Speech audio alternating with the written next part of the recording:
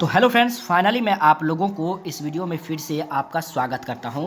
दोस्तों, matric board परीक्षा 2022 में जो स्टूडेंट एग्ज़ाम देने वाले हैं उन स्टूडेंट के लिए नया मॉडल पेपर जारी हो गया है। ऐसा ही प्रश्न रहेगा न्यू पैटर्न पर 2022 में। परीक्षा में बार बार यह प्रश्न पूछा जाता है।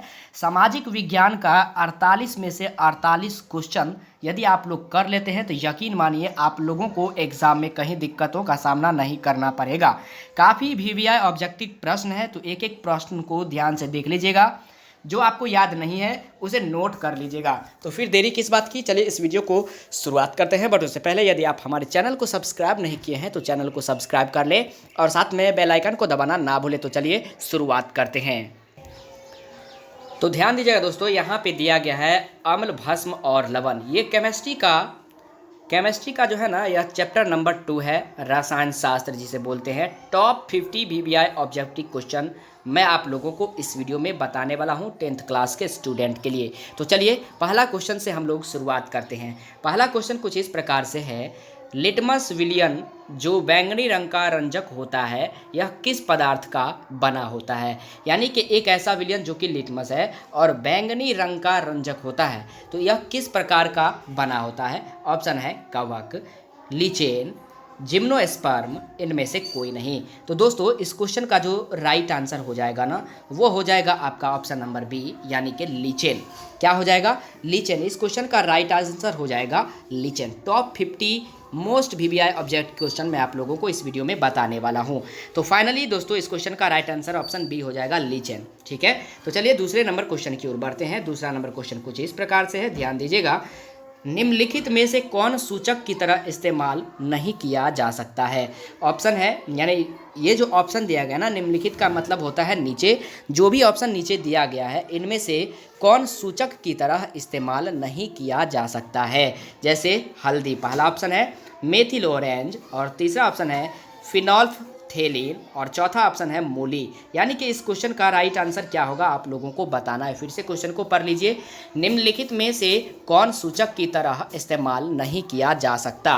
तो दोस्तों मैं आपको बता दूं कि ये 4 ऑप्शन में जो होगा ना, वह बिल्कुल राइट आंसर हो जाएगा, वह होगा मूली। मूली एक ऐसा पदार्थ होता है ना जिसमें दोस्तों किसी भी प्रकार का सूचक की तरह इस्तेमाल नहीं किया जा सकता है। ठीक है, तो दूसरा नंबर क्वेश्चन का राइट आंसर हो जाएगा ऑप्शन नंबर डी, मूली। बढ़ते हैं हम लोग तीसरे नंबर क्वेश्चन की ओर। ध्यान दीजिएगा दोस्तों, निम्नलिखित में से कौन गंधीय सूचक नहीं है। निम्नलिखित में से कौन गंधीय सूचक नहीं है, तो इस्तेमाल कीजिएगा, ध्यान दीजिएगा। वैनिला ऑप्शन को इस्तेमाल कीजिएगा, प्याज, शकरकंद, लौंग का तेल। इस 4 ऑप्शन में कहता है निम्नलिखित में से कौन गंधीय सूचक नहीं है। तो दोस्तों इसका राइट आंसर होगा शकरकंद। शकरकंद एक ऐसा तत्व है, ऐसा पदार्थ है जिसमें गंधीय सूचक नहीं होता। नहीं तो वैनिला में गंध सूचक होता है, प्याज में गंध सूचक होता है, लौंग का तेल में भी गंध को सूचक होता है। सिर्फ ऑप्शन सी में नहीं होता है, इसलिए इस क्वेश्चन का राइट आंसर ऑप्शन सी हो जाएगा। ठीक है दोस्तों, वीडियो पसंद आ जाए ना तो चैनल को जरूर सब्सक्राइब कर लीजिएगा अगर हमारे चैनल पर नए आए हैं। तो अगर पहले से सब्सक्राइब किए हैं तो आप लोगों का दिल से धन्यवाद। नीचे टेलीग्राम का लिंक है डिस्क्रिप्शन बॉक्स में, उसको ज्वाइन कर लीजिएगा। और वहाँ पर मैं रोजाना आप लोगों को जो भी वीडियो बनाता हूँ उसका PDF बिल्कुल फ्री में प्रोवाइड कर देता हूँ। तो जाकर के नीचे डिस्क्रिप्शन बॉक्स में टेलीग्राम का लिंक है, उसे ज्वाइन कर लीजिए। चौथा क्वेश्चन है, निम्नलिखित में से यानी कि नीचे में जो दिया गया है कौन द्विक्षारकीय अम्ल है। निम्नलिखित में से कौन द्विक्षारकीय अम्ल है। ऑप्शन है HCl यानी कि हाइड्रोजन क्लोराइड, ऑप्शन बी है H3PO4, HNO3, H2SO4 यानी कि सल्फ्यूरिक अम्ल। तो दोस्तों इस क्वेश्चन का राइट आंसर हो जाएगा ऑप्शन डी, द्विक्षारक अम्लीय है सल्फ्यूरिक अम्ल। Option D is the right answer. ठीक है, बिल्कुल आराम से करेंगे, धरफराना नहीं है। इसका मैं PDF आप लोगों को टेलीग्राम पर भेज दूंगा और व्हाट्सएप ग्रुप पे भी भेज दूंगा। व्हाट्सएप ग्रुप आपको नीचे डिस्क्रिप्शन बॉक्स में मिल जाएगा। 5वां नंबर क्वेश्चन है, पोटास एलम होते हैं। पोटास काफ़ी VVI क्वेश्चन है दोस्तों, आपके एग्जाम के दृष्टिकोण से 2022 में आने वाले क्वेश्चन है। पोटास एलम होते हैं एक साधारण लवण, एक मिश्रित लवण, एक अम्लीय लवण, एक द्विक लवण। तो दोस्तों इस क्वेश्चन का राइट आंसर हो जाएगा एक द्विक लवण, यानी कि पोटास एलम होते हैं एक द्विकीय लवण। इसलिए इस क्वेश्चन का राइट आंसर हो जाएगा option number D is the right answer. ठीक है दोस्तों, तो बढ़ते हैं हम लोग 6 नंबर क्वेश्चन की ओर। एसिटिक अम्ल एक दुर्बल अम्ल है, क्यों? यानी एक एसिटिक अम्ल जो होता है ना वह दुर्बल अम्ल होता है। कई बार आपको एग्जाम में एसिटिक अम्ल के बारे में पूछ लिया जाता है कि एसिटिक अम्ल कौन सा अम्ल है, तो आपको कहना है कि वह दुर्बल अम्ल है। ठीक है, एसिटिक अम्ल दुर्बल अम्ल है क्यों है, तो मैं आपको ऑप्शन बताता हूँ। इसके जलीय विलयन अम्लीय होते हैं। दूसरा ऑप्शन है ये ज़्यादा आयनित होते हैं। तीसरा ऑप्शन है ये कम आयनित होते हैं। और चौथा है ये COOH समूह रखते हैं, इसीलिए एसिटिक अम्ल एक दुर्बल अम्ल होता है। तो मैं आपको फाइनली बता देता हूँ, इस क्वेश्चन का राइट आंसर हो जाएगा ये कम आयनित होते हैं। मतलब दोस्तों एसिटिक अम्ल एक दुर्बल अम्ल है क्योंकि ये कम आयनित होते हैं, इसलिए इस क्वेश्चन का राइट आंसर हो जाएगा option number C is the right answer. तो बढ़ते हैं हम लोग क्वेश्चन नंबर 7 की ओर बिना देरी किए हुए। 7 नंबर क्वेश्चन पे गौर फरमाइए दोस्तों। कहता है निम्नलिखित में सबसे प्रबल लवण कौन है। इस तरह का क्वेश्चन आपके एग्जाम में कई बार पूछा जा चुका है, तो ये काफ़ी VBI क्वेश्चन है। निम्नलिखित में सबसे प्रबल लवण कौन है। ऑप्शन ए है NaCl यानी कि सोडियम क्लोराइड। ऑप्शन बी है CaCl2 यानी कि कैल्शियम क्लोराइड। ऑप्शन सी है BSO4 यानी कि बेरियम सल्फेट। और चौथा ऑप्शन है लिथियम क्लोराइड LiCl। यानी कि दोस्तों मैं आपको बता दूं फाइनली ये कि क्वेश्चन नंबर 7 को गौर से देख लीजिए, और इसका जो राइट आंसर होगा ना वह होगा option A is the right answer, sodium लवण। यानी कि सॉरी दोस्तों सोडियम क्लोराइड, यानी कि इसका राइट आंसर ऑप्शन ई हो जाएगा। सोडियम क्लोराइड को हम लोग नमक भी बोलते हैं, जो नमक हम लोग खाते हैं, NaCl। ठीक है, तो बढ़ते हैं हम लोग क्वेश्चन नंबर 8 की ओर। ठीक है दोस्तों, चलिए क्वेश्चन नंबर 8 पे गौर फरमाइएगा। निम्नलिखित में से कौन एक से अधिक अम्लीय लवण बनाएगा। यानी कि एक ऐसा, अब आप नाम बताइए इन चारों ऑप्शन में से जो एक से अधिक अम्लीय लवण बनाएगा। तो मैं आपको बता देता हूं दोस्तों, ऑप्शन है CH3COOH, H3PO4, CH3CH2 COOH, और चौथा ऑप्शन है ZNO zinc oxide. Question number 8 का जो राइट आंसर हो जाएगा ना वह होगा H3PO4। ठीक है दोस्तों, तो ध्यान से इस क्वेश्चन को देख लीजिए और इस क्वेश्चन को समझ करके बताइए कि इसका राइट आंसर जो होगा वह हो जाएगा option B is the right answer. बढ़ते हम लोग क्वेश्चन नंबर 9 की ओर। ध्यान से दीजिएगा, ध्यान से समझिएगा, देखिएगा। एक विलयन किसी नीले लिटमस को लाल रंग में परिणत कर देता है तो संभवतः विलयन का pH मान होगा। एक विलयन किसी नीले लिटमस को लाल कर देता है, नीला को लाल कर देता है यानी कि बदल देता है, तो संभवतः विलयन का pH मान क्या होगा। इसका एक बेस्ट ट्रिक है अनिल याद रखिए दोस्तों।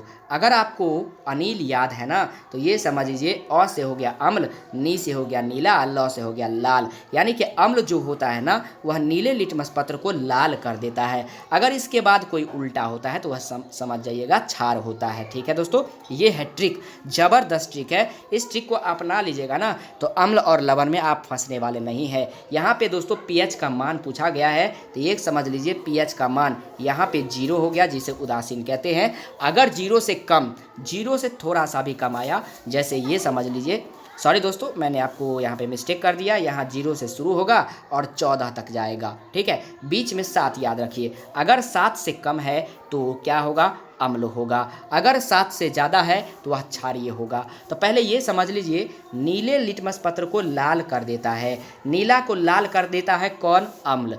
तो अम्ल का pH मान कितना होता है, 7 से कम होता है। तो 7 से कम हमको केवल 1 दिखाई दे रहा है, तो वही आपका राइट आंसर हो जाएगा। यानी 6.1 हो या 6.9 हो तो वह 7 से कम हुआ ना। 7 से अगर कम है तो वह आपका अम्ल होगा, 7 से 1 भी ज़्यादा है, कुछ भी ज़्यादा है तो वह आपका भस्म होगा या क्षार होगा। ठीक है, अगर 7 है किसी विलयन का pH मान तो वह उदासीन होगा। मैं फिर से एक बार कह देता हूँ, किसी विलयन का pH मान अगर 7 से कम है, अगर 7 से कम है तो अम्ल होगा, अगर 7 से ज़्यादा है तो क्षारीय या भस्म होगा, अगर 7 है तो उदासीन होगा। समझ गए ना। उम्मीद करता हूँ आप अच्छी तरह से समझ गए होंगे। तो इसका स्क्रीनशॉट ले लीजिए, मैं आपको 2 सेकंड का समय दे देता हूँ।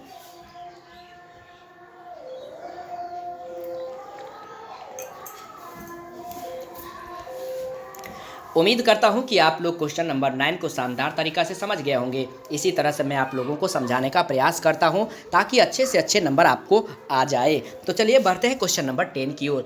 जल के अम्लीय एवं क्षारीय विलयन जिसके कारण विद्युत के सुचालक होते हैं। जल के अम्लीय एवं क्षारीय विलयन किसके कारण विद्युत के सुचालक होते हैं?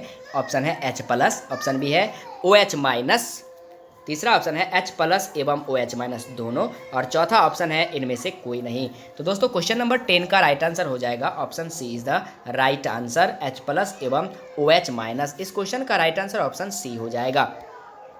बढ़ते हैं क्वेश्चन नंबर 11 की ओर। निम्न में से कौन से धातु ठंडे जल से अभिक्रिया कर धातु के हाइड्रोक्साइड बनाएंगे? यानी कि नीचे जो ऑप्शन दिया गया ना, इसमें से कौन सा एक ऐसा धातु है जो ठंडे जल से अभिक्रिया करके धातु के हाइड्रोक्साइड बनाते हैं? ऑप्शन है सोडियम एवं पोटासियम, ऑप्शन बी है मैग्नीशियम एवं कैल्शियम, ऑप्शन सी है सोडियम एवं कॉपर, और ऑप्शन डी है इनमें से कोई नहीं। तो दोस्तों क्वेश्चन नंबर 11 का राइट आंसर हो जाएगा option A is the right answer, sodium एवं पोटासियम इस क्वेश्चन का राइट आंसर हो जाएगा। 11 नंबर क्वेश्चन का सोडियम एवं पोटासियम। मैं एक बार फिर से आप लोगों को बता दूं, अगर इसका पीडीएफ आप लोगों को चाहिए बिल्कुल फ्री में तो नीचे डिस्क्रिप्शन बॉक्स में जाइए, टेलीग्राम का लिंक है और व्हाट्सएप ग्रुप का लिंक है, उसे ज्वाइन कर दीजिए। और चैनल पर नया है तो उसको सब्सक्राइब करके और साथ में एक कमेंट करके बताना मत भूलिएगा कि ये वीडियो आपको कैसा लगा। आपको पीडीएफ जो है बिल्कुल फ्री में मिल जाएगा, ठीक है। 12 नंबर क्वेश्चन है, निम्नलिखित में किस विलयन का उपयोग दीवारों की सफ़ेदी करने के लिए किया जाता है? ऑप्शन है दोस्तों CaHCO3/2, ऑप्शन बी है CaOH/2, ऑप्शन सी है NaOH, और ऑप्शन डी है NaHCO3। क्वेश्चन को फिर से समझिए। निम्नलिखित में किस विलयन का उपयोग दीवारों की सफ़ेदी करने के लिए किया जाता है? तो दोस्तों इस क्वेश्चन का राइट आंसर हो जाएगा CaOH2, कैल्शियम हाइड्रोक्साइड। एक बार फिर से समझ लीजिए, कैल्शियम हाइड्रोक्साइड एक ऐसा विलयन है, उसका उपयोग दोस्तों दीवारों पर सफ़ेदी करने के लिए किया जाता है, इसलिए इस क्वेश्चन का right answer option number B हो जाएगा। तो बढ़ते हैं क्वेश्चन नंबर 13 की ओर। 13 नंबर क्वेश्चन है, निम्नलिखित में कौन सा बुझा हुआ चूना है? निम्नलिखित में कौन सा बुझा हुआ चूना है? ऑप्शन ए है CaO, calcium oxide, option B है CaOH2, calcium hydroxide, option C है CaCO3, calcium carbonate, option D है Ca यानी कि कैल्शियम। तो दोस्तों एक ऐसे धातु का नाम बताइए, एक ऐसे यौगिक का नाम बताइए जो बुझा हुआ चूना है, तो वो है आपका ऑप्शन ए CaO, यानी कैल्शियम ऑक्साइड जो है उसे हम लोग बुझा हुआ चूना कहते हैं, इसलिए इस क्वेश्चन का right answer option number A हो जाएगा। तो बढ़ते हैं क्वेश्चन नंबर 14 की ओर। 14 नंबर क्वेश्चन है, गौर फरमाइएगा। लवण Na2CO3 का जलीय विलयन का pH मान कितना होता है? ऑप्शन दिया है दोस्तों, लवण Na2CO3 का जलीय विलयन pH मान कितना होता है इसका? तो दोस्तों ऑप्शन ए है 7, ऑप्शन बी है 7 से अधिक, ऑप्शन सी है 7 से कम, और ऑप्शन डी है इनमें से कोई नहीं। तो दोस्तों इस क्वेश्चन का राइट आंसर जो होगा ना, क्वेश्चन नंबर 14 का राइट आंसर जो हो जाएगा वह हो जाएगा आपका 7, यानी कि उदासीन विलयन का pH मान 7 होता है, ये हमेशा याद रखिएगा। और 7 से कम हो तो अम्ल होगा, 7 से ज़्यादा हो तो दोस्तों क्षारीय होगा। इस क्वेश्चन का राइट आंसर हो जाएगा option A is the right answer. बढ़ते हैं क्वेश्चन नंबर 15 की ओर। एसिटिक अम्ल का IUPAC नाम क्या है? एसिटिक अम्ल का IUPAC नाम क्या है? तो दोस्तों क्वेश्चन नंबर 15 का राइट आंसर ऑप्शन नंबर हो जाएगा बी, मेथेनोइक अम्ल। क्या हो जाएगा? मेथेनोइक अम्ल जो है ना वह एसिटिक अम्ल का IUPAC नाम है, इसलिए इस क्वेश्चन का राइट आंसर ऑप्शन सी हो जाएगा। तो बढ़ते हैं क्वेश्चन नंबर 16 की ओर। 16 नंबर क्वेश्चन है, निम्नलिखित में कौन सा आयन लाल लिटमस को नीला कर देता है? लाल लिटमस को नीला कर देता है। अगर लाल को नीला करेगा तो वह क्षारीय होगा, अगर नीला को लाल करेगा तो वह अम्ल होगा। मैंने आपको ट्रिक बताया था इस वीडियो में, ध्यान से देख लीजिएगा अगर नहीं देखे हैं तो। क्वेश्चन नंबर 16 है दोस्तों, ध्यान से देख लीजिए कि किसी विलयन, कोई भी ऐसा विलयन है जो लाल लिटमस को नीला कर देता है, वह कौन सा आयन है? तो मैं दोस्तों आपको बता दूं, क्वेश्चन नंबर 16 का राइट आंसर हो जाएगा OH हाइड्रोक्साइड, ठीक है। Option B is the right answer. तो चलिए बढ़ते हैं क्वेश्चन नंबर 17 की ओर। 17 नंबर क्वेश्चन है, कोई विलयन नीले लिटमस को पत्र को लाल कर देता है तो इसका पीएच मान संभवतः क्या होगा। नीला को लाल कर देता है, अम्ल होगा। मैंने आपको ट्रिक बताया था, इसलिए इस क्वेश्चन का राइट आंसर ऑप्शन ए हो जाएगा 5। अगर 7 से किसी विलयन का पीएच मान 7 से कम है किसी विलयन का, तो वह क्या होगा, अम्ल होगा। अगर 7 है तो उदासीन होगा। अगर क्षारीय है यानी कि 7 से ज़्यादा है तो वह क्षारीय होगा। इसलिए इस क्वेश्चन का right answer option number A हो जाएगा। बढ़ते हैं क्वेश्चन नंबर 18 की ओर। ऑक्सैक्लिक अम्ल का प्राकृतिक स्रोत निम्नलिखित में कौन है। ऑक्सैक्लिक अम्ल का प्राकृतिक स्रोत निम्नलिखित में से कौन है। ऑप्शन ए है संतरा, ऑप्शन बी है टमाटर, ऑप्शन सी है सिरका और ऑप्शन डी है इमली। यानी कि दोस्तों निम्नलिखित में ऑक्सैक्लिक अम्ल का प्राकृतिक स्रोत में कौन है, ये आपको बताना है। तो मैं आपको बता देता हूँ, इस क्वेश्चन का राइट आंसर हो जाएगा ऑप्शन नंबर बी, टमाटर। ऑक्सैक्लिक अम्ल का प्राकृतिक स्रोत जो है ना, वह टमाटर है। Option B is the right answer. बढ़ते हैं क्वेश्चन नंबर 18 की ओर। प्लास्टर ऑफ पेरिस का रासायनिक सूत्र क्या होगा। ध्यान से सोच लीजिए, उसके बाद मैं आप लोगों को डायरेक्ट आंसर बताऊंगा। केवल 5 सेकंड का समय देता हूं। अगर आप लोगों ने सही से पढ़ाई किया है तो इसका जवाब तो बनता है, इसलिए मैं आप लोगों को 5 सेकंड का समय देता हूं। अगर आप लोग सही से पढ़ाई नहीं किए हैं या फिर आपको ये टॉपिक आपको नहीं पढ़ाया गया है, तो हमारे चैनल पर कमेंट बॉक्स में आप हमें ज़रूर बताइएगा ये टॉपिक आप पढ़ चुके हैं या नहीं। अगर पढ़े हैं तो क्या आपका आंसर सही हुआ या नहीं। 5 सेकंड का समय है, सोचिए। ऑप्शन को ध्यान से देखिएगा, केवल मैं आप लोगों को आंसर बताऊंगा।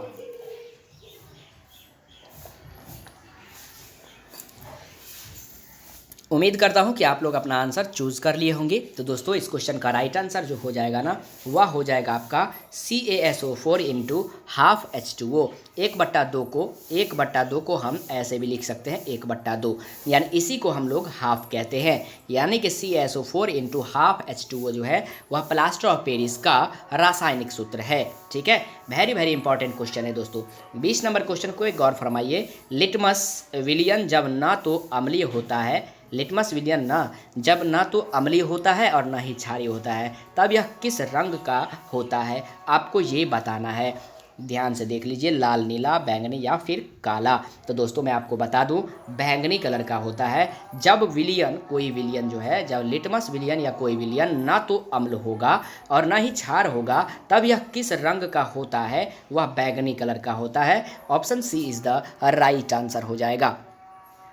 तो बढ़ते हैं क्वेश्चन नंबर 21 की ओर। 21 नंबर क्वेश्चन पे गौर फरमाइए। किसी भी उदासीन विलयन का पीएच मान कितना होता है। मैंने आपको इस वीडियो में ट्रिक बता रखा है, आप लोग भी इस क्वेश्चन का आंसर बिल्कुल सटीक तरीका से दे सकते हैं। मैंने आपको इसका ट्रिक जो है अभी अभी बता दिया है। तो ये ट्रिक अगर आप देखे हैं तो ज़रूर आपको आता ही होगा। इसका आंसर नहीं आने का तो सवाल ही नहीं बनता।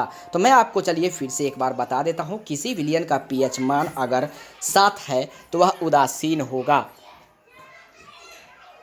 ठीक है दोस्तों, तो इसका जो आंसर हो जाएगा ना, वह हो जाएगा option B is the right answer. बिल्कुल राइट आंसर हो जाएगा ऑप्शन बी। बढ़ते हैं हम लोग क्वेश्चन नंबर 22 की ओर। 22 नंबर क्वेश्चन पे गौर फरमाइए। निम्नलिखित में से कौन लवण है। निम्नलिखित में से कौन सा लवण है, यानी कि ऑप्शन ए है HCl, ऑप्शन बी है NaOH, ऑप्शन सी है K2SO4, ऑप्शन डी है NH4OH। तो दोस्तों क्वेश्चन नंबर 22 का जो राइट आंसर हो जाएगा ना, वह हो जाएगा ऑप्शन सी K2SO4। निम्नलिखित में कौन लवण है, K2SO4 ये आपका लवण है दोस्तों। ठीक है, तो चलिए बढ़ते हैं हम लोग नेक्स्ट क्वेश्चन नंबर 23 की ओर। 23 नंबर क्वेश्चन पे गौर फरमाइए दोस्तों। किसी लाल तप्त आयरन पर जलवाष्प प्रवाहित करने पर कौन सा यौगिक प्राप्त होता है। लाल तप्त यानी अगर मान लीजिए कोई लोहा लाल है, आयरन माने लोहा बहुत ही लाल है, गर्म है, तो दोस्तों जलवाष्प प्रभावित करने पर, उस पर जल देने पर कौन सा यौगिक प्राप्त होता है। ऑप्शन को ध्यान से देख लीजिए, FeO, Fe2O3, Fe3O4 और लास्ट ऑप्शन है FeS। तो दोस्तों इस क्वेश्चन का जो राइट आंसर हो जाएगा ना, वह हो जाएगा ऑप्शन सी Fe3O4। Fe3O4 यानी ये क्या है दोस्तों, किसी लाल तप्त माने गर्म आयरन पर जलवाष्प प्रवाहित करने पर कौन सा यौगिक प्राप्त होता है, Fe3O4। ठीक है, चलिए बढ़ते हैं क्वेश्चन नंबर 24 की ओर। हमारे शरीर में pH कितने परास के बीच कार्य करता है। हमारे शरीर में हमारे शरीर में पीएच जो होता है ना वह कितने परास के बीच कार्य करता है। तो दोस्तों मैं आपको बता देता हूँ, इस क्वेश्चन को बहुत ही ध्यान से देखिएगा, कई बार एग्जाम में इस तरह के क्वेश्चन पूछे जा चुके हैं। तो दोस्तों 24 नंबर क्वेश्चन का जो राइट आंसर हो जाएगा ना वह हो जाएगा option B is the right answer, 7 से 7.8 के बीच। ठीक है दोस्तों, तो चलिए हम लोग बढ़ते हैं नेक्स्ट क्वेश्चन की ओर। अगर इसका पीडीएफ आपको फ्री में चाहिए, बिल्कुल फ्री में, तो नीचे डिस्क्रिप्शन बॉक्स में जाइए, टेलीग्राम और व्हाट्सएप ग्रुप का लिंक है, उसे ज्वाइन कर लीजिए। 25 नंबर क्वेश्चन VBI क्वेश्चन है दोस्तों। बेकिंग पाउडर का अनुसूत्र जो होता है ना वह क्या होता है? बेकिंग पाउडर का अनुसूत्र क्या होता है? तो दोस्तों वो होता है NaHCO3। NaHCO3 option C is the right answer. बढ़ते हैं हम लोग क्वेश्चन नंबर 26 की ओर। 26 नंबर क्वेश्चन पे गौर फरमाइएगा दोस्तों। निम्नलिखित में कौन विजातीय यौगिक है? निम्नलिखित में कौन विजातीय यौगिक है? ऑप्शन ए है चूना पत्थर, ऑप्शन बी है खड़िया, ऑप्शन सी है संगमरमर, ऑप्शन डी है प्लास्टर ऑफ पेरिस। तो दोस्तों 26 नंबर क्वेश्चन का राइट आंसर हो जाएगा प्लास्टर ऑफ पेरिस जो है ना वह विजातीय यौगिक है। ठीक है, बढ़ते हैं नेक्स्ट क्वेश्चन नंबर 27 की ओर। 27 नंबर क्वेश्चन है, निम्नलिखित में सेहत का कौन सा मान क्षारक विलयन का मान देता है? निम्नलिखित में सेहत का कौन सा मान क्षारक विलयन का मान देता है? 2, 7, 6 या फिर 13? तो मैं आपको बता देता हूँ, इसका क्वेश्चन का राइट आंसर हो जाएगा option D is the right answer. बढ़ते हैं हम लोग 28 नंबर क्वेश्चन की ओर। 28 नंबर क्वेश्चन है, निम्नलिखित अम्लों में से कौन प्रबल अम्ल है? निम्नलिखित अम्लों में से कौन प्रबल अम्ल है? लैक्टिक अम्ल, एस्कॉर्बिक अम्ल, सल्फ्यूरिक अम्ल या फिर फॉर्मिक अम्ल? तो दोस्तों क्वेश्चन नंबर 28 का राइट आंसर हो जाएगा option C is the right answer. क्या हो जाएगा? Option C is the right answer. बढ़ते हम लोग क्वेश्चन नंबर 29 नंबर क्वेश्चन की ओर। निम्नलिखित में कौन क्षारक नहीं है? निम्नलिखित में कौन क्षारक नहीं है? तो दोस्तों ऑप्शन ए है KOH, ऑप्शन बी है NaCl, ऑप्शन सी है AlOH3, ऑप्शन डी है ZnO जिंक ऑक्साइड। तो क्वेश्चन नंबर 29 का राइट आंसर हो जाएगा NaCl यानी कि सोडियम क्लोराइड नमक। इस क्वेश्चन का राइट आंसर ऑप्शन बी, निम्नलिखित में कौन क्षारक नहीं है? ये तो एक अम्ल लवण है NaCl। इस क्वेश्चन का राइट आंसर ऑप्शन बी हो जाएगा। 30 नंबर क्वेश्चन है, निम्नलिखित में क्षारकों में कौन प्रबल क्षारक है? निम्नलिखित क्षारकों में कौन प्रबल क्षारक है? तो दोस्तों इस क्वेश्चन का जो राइट आंसर हो जाएगा ना, ध्यान से देख लीजिए, प्रबल क्षारक कौन सा है। तो डायरेक्ट मैं आप लोगों को आंसर बता देता हूँ, इस क्वेश्चन का राइट आंसर होगा प्रबल क्षारक का ऑप्शन बी यानी कि सोडियम हाइड्रोक्साइड जो है ना वह दोस्तों प्रबल क्षारक है।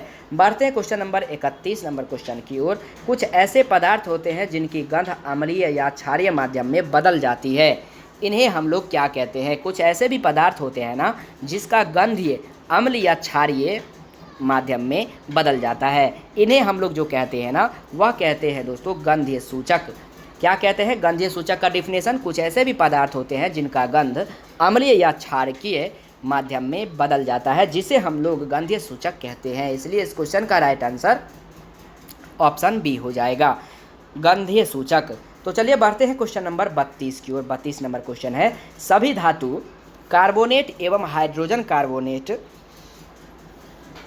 अम्ल के साथ अभिक्रिया करके क्या बनाते हैं? सभी जो धातु होते हैं ना वह कार्बोनेट या फिर हाइड्रोजन कार्बोनेट अम्ल के साथ अभिक्रिया करके जो बनाते हैं वह बनाते हैं दोस्तों आप लोगों को इनमें से सभी, यानी संगत लवण, कार्बन डाइऑक्साइड, जल, इनमें से सभी। इसीलिए इस क्वेश्चन का राइट आंसर ऑप्शन डी हो जाएगा। तो बढ़ते हैं हम लोग क्वेश्चन नंबर 33 की ओर। 33 नंबर क्वेश्चन है, सभी अम्लों में पाया जाता है। सभी अम्लों में क्या पाया जाता है ये आपको बताना है। जैसे ऑप्शन ए है ऑक्सीजन, हाइड्रोजन, कैल्शियम, नाइट्रोजन। तो सभी अम्लों में लगभग जो पाया जाता है ना वह दोस्तों हाइड्रोजन सभी अम्लों में पाया जाता है, इसलिए इस क्वेश्चन का राइट आंसर ऑप्शन बी हो जाएगा। तो चलिए बढ़ते हैं क्वेश्चन नंबर 34 की ओर। हाइड्रोजन युक्त सभी यौगिक होते हैं। हाइड्रोजन युक्त सभी यौगिक होते हैं। ऑप्शन ए है अम्लीय, ऑप्शन बी है क्षारकीय, ऑप्शन सी है दोनों, ऑप्शन डी है इनमें से कोई नहीं। हाइड्रोजन युक्त सभी यौगिक जो होते हैं ना वह होता है अम्लीय। हाइड्रोजन युक्त जितने भी यौगिक हैं वो सभी अम्लीय कहलाते हैं, इसलिए इस क्वेश्चन का right answer option number A हो जाएगा। ठीक है दोस्तों, तो चलिए बढ़ते हैं क्वेश्चन नंबर 35 की ओर। 35 नंबर क्वेश्चन है, जल में घुलनशील क्षारक के बारे में क्या सत्य है?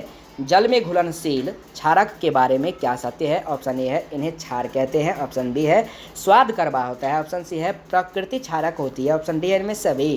क्वेश्चन नंबर 35 का राइट आंसर हो जाएगा इनमें से सभी। Option D is the right answer. इन्हें क्षार भी कहते हैं, स्वाद कड़वा भी कहते हैं और प्रकृति संक्षारक भी कहते हैं, यानी होता है इसमें। तो इस क्वेश्चन का राइट आंसर फाइनली में ऑप्शन डी हो जाएगा।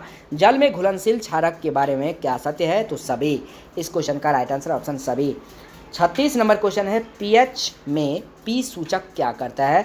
पूंछताछ करता है या पावर करता है या दोनों करता है या इनमें से कोई नहीं। तो दोस्तों मैं आपको बता दूं, पीएच में पी जो सूचक करता है ना, पीएच में जो पी सूचक करता है वह करता है आप लोगों का दोस्तों ऑप्शन ए यानी कि पूषांश। क्या करता है? पूषांश करता है। पीएच में पीएच में पी जो सूचक करता है वह है पूषांश। Option A is the right answer. ठीक है दोस्तों, तो चलिए बढ़ते हैं क्वेश्चन नंबर 37 की ओर। 37 नंबर क्वेश्चन में है, गौर फरमाइएगा। एसिटिक अम्ल का प्राकृतिक स्रोत निम्नलिखित में से कौन है? एसिटिक अम्ल का प्राकृतिक स्रोत निम्नलिखित में से कौन सा है? संतरा, सिरका, इमली, टमाटर। संतरा, सिरका, इमली, टमाटर। एसिटिक अम्ल का प्राकृतिक स्रोत निम्नलिखित में से कौन है? तो वह है सिरका। Option B is the right answer. बढ़ते हैं हम लोग क्वेश्चन नंबर 38 की ओर। सिट्रिक अम्ल का प्राकृतिक स्रोत है। सिट्रिक अम्ल का प्राकृतिक स्रोत है, ऑप्शन है इमली, टमाटर, संतरा, नींबू, दही। यानी कि इस क्वेश्चन का राइट आंसर हो जाएगा सी। सिट्रिक अम्ल का प्राकृतिक स्रोत है संतरा, नींबू, यानी कि खट्टा होता है सिट्रिक अम्ल, इसलिए इस क्वेश्चन का राइट आंसर ऑप्शन सी हो जाएगा। नींबू में कौन सा अम्ल पाया जाता है? तो और संतरा में तो सिट्रिक अम्ल पाया जाता है, ये हमेशा याद रखिएगा दोस्तों। बढ़ते हैं क्वेश्चन नंबर 39 की ओर। वेरी वेरी इंपॉर्टेंट क्वेश्चन है, टार्ट्रिक अम्ल इनमें से किस में पाया जाता है? यानी कि नीचे जो आपका ऑप्शंस दिया गया है वो चारों ऑप्शन में टार्ट्रिक अम्ल किस में पाया जाता है ये आपको बताना है। तो दोस्तों इमली एक ऐसा तत्व है जिसमें एक ऐसा है तत्व या धातु कह सकते हैं जिसमें टार्ट्रिक अम्ल पाया जाता है। ठीक है दोस्तों, इसलिए इस क्वेश्चन का right answer option number B हो जाएगा। वीडियो पसंद आए तो लाइक करिएगा, चैनल पर नए आए हैं तो सब्सक्राइब करके साथ में बेल आइकन को दबाना मत भूलना। और इसका पीडीएफ आपको सभी सब्जेक्ट का पीडीएफ फ्री में चाहिए तो नीचे डिस्क्रिप्शन बॉक्स में लिंक है, उसे ज्वाइन कर लीजिएगा। क्वेश्चन नंबर 40 है, लैक्टिक अम्ल का प्राकृतिक स्रोत क्या है? लैक्टिक अम्ल का प्राकृतिक स्रोत क्या है? दही, इमली, सिरका, टमाटर। क्वेश्चन नंबर 40 का राइट आंसर हो जाएगा option A is the right answer. यानी कि क्या हो जाएगा दोस्तों? वह हो जाएगा सिरका। ठीक है, बढ़ते हैं हम लोग क्वेश्चन नंबर 41 की ओर। 41 नंबर क्वेश्चन है, चींटी के डंक और नेटल के डंक में कौन सा अम्ल पाया जाता है? Very very very very important question.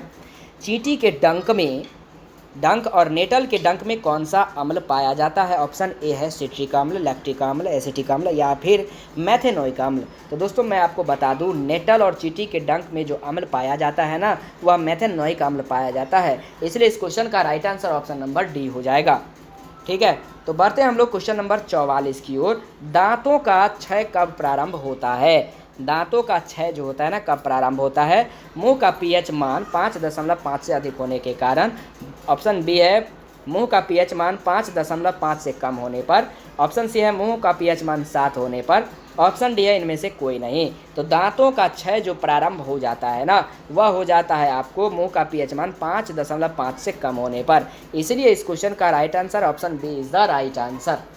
तो बढ़ते हैं हम लोग क्वेश्चन नंबर 43 की ओर। 43 नंबर क्वेश्चन है दोस्तों, हमारे पेट यानी कि उदर से कौन सा अम्ल उत्पन्न होता है? हमारे पेट यानी कि उदर से कौन सा अम्ल उत्पन्न होता है? क्वेश्चन नंबर 43 का ऑप्शन को देख लीजिए, ऑक्सैक्लिक अम्ल, सिट्रिक अम्ल, हाइड्रोक्लोरिक अम्ल या फिर टार्ट्रिक अम्ल। तो दोस्तों क्वेश्चन नंबर 43 का जो राइट आंसर होगा ना वह होगा हाइड्रोक्लोरिक अम्ल। Option C is the right answer. बढ़ते हैं हम लोग क्वेश्चन नंबर 44 की ओर। 44 नंबर क्वेश्चन है, हाइड्रोक्लोरिक अम्ल एवं सोडियम हाइड्रोक्साइड के विलयन की अभिक्रिया से उत्पन्न लवण को क्या कहते हैं? यानी कि हाइड्रोक्लोरिक अम्ल एवं सोडियम हाइड्रोक्साइड के विलयन की अभिक्रिया से उत्पन्न लवण को क्या कहते हैं? ऑप्शन है हाइड्रोजन क्लोराइड, ऑप्शन बी है सोडियम क्लोराइड, ऑप्शन सी है हाइड्रोक्साइड और ऑप्शन डी है इनमें से कोई नहीं। तो दोस्तों इस क्वेश्चन का राइट आंसर हो जाएगा sodium chloride. Option B is the right answer. Hydrochloric अम्ल एवं सोडियम हाइड्रोक्साइड के विलयन की अभिक्रिया से लवण उत्पन्न होते हैं, तो इसे हम लोग सोडियम क्लोराइड कहते हैं। Option B is the right answer. बढ़ते हैं हम लोग क्वेश्चन नंबर 45 की ओर। धोने का सोडा का रासायनिक सूत्र क्या होता है? ध्यान से देख लीजिए, मैं केवल आप लोगों को 2 सेकंड का समय देता हूं, ध्यान से देख लीजिए, इसका राइट आंसर बताइए। धोने का सोडा का रासायनिक सूत्र जो होगा ना, वह होगा Na2CO3 इंटू 10 H2O, यानी कि Na2CO3 में 10 जल को मिला दीजिए, वह आपका धोने का सोडा का रासायनिक सूत्र हो जाएगा Na2CO3 इंटू 10 H2O। ठीक है, उसके बाद दोस्तों इसका राइट आंसर होगा option A is the right answer. बढ़ते हैं क्वेश्चन नंबर 46 की ओर। बेकिंग सोडा का रासायनिक नाम क्या है? बेकिंग सोडा का रासायनिक नाम क्या है? Sodium carbonate, sodium hydrogen carbonate, calcium carbonate, calcium hydrogen carbonate. Baking soda का जो रासायनिक नाम होगा ना, वह होगा sodium hydrogen carbonate. Option B is the right answer हो जाएगा। बढ़ते हैं क्वेश्चन नंबर 47 की ओर। बेकिंग सोडा का रासायनिक सूत्र क्या होगा? यहाँ से आपको एग्जाम के दृष्टिकोण से बहुत ही इंपॉर्टेंट क्वेश्चन है। क्वेश्चन नंबर 40 के बाद से इसको ध्यान से देख लीजिएगा। बेकिंग सोडा का रासायनिक सूत्र क्या होगा? तो वह होगा NaHCO3, सोडियम बाई कार्बोनेट को ही बेकिंग सोडा कहा जाता है। Option C is the right answer. बढ़ते क्वेश्चन नंबर 48 की ओर। 48 नंबर क्वेश्चन है, जल की अस्थायी कठोरता को हटाने के लिए किसका उपयोग किया जाता है? जल की अस्थायी कठोरता को हटाने के लिए किसका उपयोग किया जाता है? बेकिंग सोडा का, धोने का सोडा का, विरंजक चूर्ण का, या फिर इनमें से कोई नहीं। तो दोस्तों मैं आपको बता दूं, जल की अस्थायीता कठोरता को हटाने के लिए जो उपयोग किया जाता है ना, वह किया जाता है आप लोगों का धोने का सोडा का। Option B is the right answer. आज का सेकंड लास्ट क्वेश्चन है दोस्तों, 49 नंबर क्वेश्चन है। सोडा अम्ल अग्निशामक में किसका उपयोग किया जाता है? सोडा अम्ल अग्निशामक में किसका उपयोग किया जाता है? ऑप्शन ए है सोडियम कार्बोनेट, ऑप्शन बी है कैल्शियम कार्बोनेट, ऑप्शन सी है sodium hydrogen carbonate, option D है कैल्शियम बाई कार्बोनेट। सोडा अम्ल अग्निशामक में किसका उपयोग किया जाता है? तो वह है सोडियम हाइड्रोजन कार्बोनेट का। Option C is the right answer. बढ़ते क्वेश्चन नंबर 50 की ओर। सल्फेट अर्धहाइड्रेट हेमीटाइट्रेट का नाम क्या है? अजीब नाम है, सल्फेट अर्धहाइड्रेट।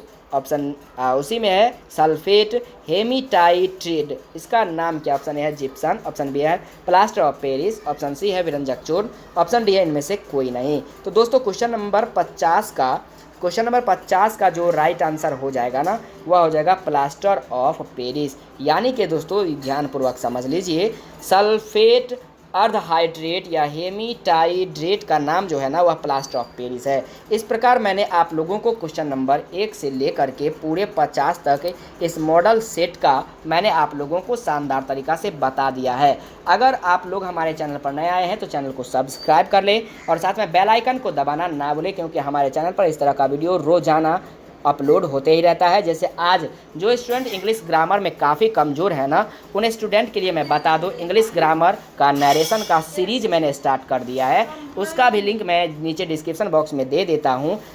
मैंने आपको नरेशन का एक्सरसाइज 73 पूरी तरह से समाप्त कर दिया है। टोटल क्वेश्चन का डिस्कशन कर लिया है।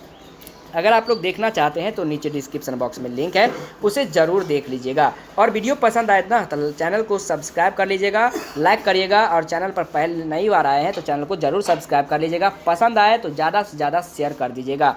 और हाँ, इसका PDF आप लोगों को चाहिए फ्री में तो नीचे डिस्क्रिप्शन बॉक्स में लिंक है, टेलीग्राम का लिंक है, व्हाट्सएप ग्रुप का लिंक है, उसे ज्वाइन कर लीजिए, आपको बिल्कुल फ्री में मिल जाएगा। तो मिलते हैं नेक्स्ट वीडियो में, तब तक के लिए जय हिंद, वंदे मातरम।